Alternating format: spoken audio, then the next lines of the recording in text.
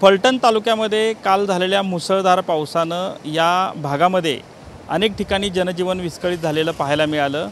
सध्या मी फलटण तालुक्यातल्या जे शनीनगर परिसर आहे या परिसरामध्ये आहे। आपण पाहिलं तर ही बाणगंगा नदी आहे।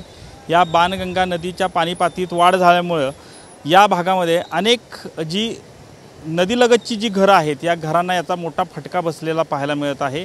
आपण जर पाहिलं तर संरक्षक भिंत देखील या ठिकाणी बांधलेली आहे, मात्र या संरक्षक भिंतीचा देखील या ठिकाणी उपयोग झाला नाही।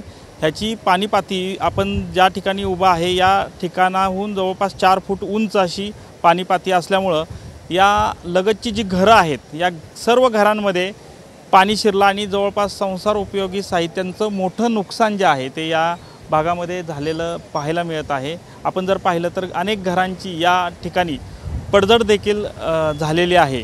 त्यामुळं या भागामध्ये शासनानं याची दखल घेऊन कुठेतरी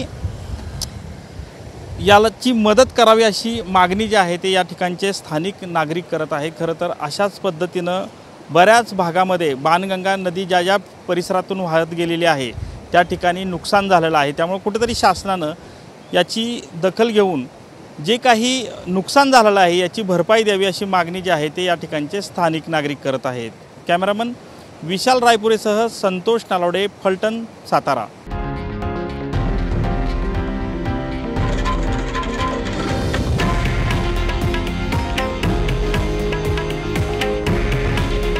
हे आहे देशातील नंबर 1 न्यूज नेटवर्क आणि आपण पाहत आहात TV9 मराठी। काळजी तुमची, हित महाराष्ट्राचं।